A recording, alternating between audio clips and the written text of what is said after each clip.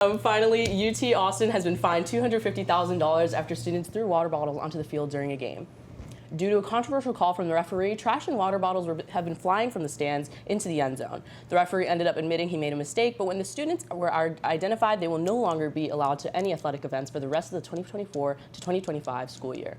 So, who is overreacting here, really? I mean, this is a pretty sticky situation because there's the ref that was totally in the wrong completely, and then there was these students that were pretty much harmless. Nobody was in the end zone whenever they were throwing these bottles, and they did get the play overturned, but like that opens up a lot of questions for like bad calls in the future. Does that make it okay to just throw trash on the field? And then to what extent does that end? Like, are people going to start throwing it at the players this time? Or like, I also think they were just mad because they were losing quite a lot. Yeah, I think it's just more. I think the fine was more just them reacting to like the immaturity of it, because I feel like it's like kind of equivalent like in our modern day situation of like maybe kids like being immature in class. Yeah. Like, because they're like students on the field like throwing stuff like that sounds to me like those kids in class that are like yelling and like doing stuff like that. So it's like someone's got to do something at some point. So like this fine is probably like just don't do this stuff again. Yeah, I think at the end of the day, like the ref's doing his best.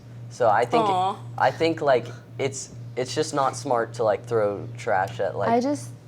Yeah, there's some type of etiquette you have to hold yourself to, and it's just kind of like people get so heated at games. When I was looking at footage, like there were people like screaming, like cursing, like screaming. Yeah. Like, well, I mean, it is a football game. It is football. Yeah. It's Texas too. And it's a really good game. What was it? Georgia?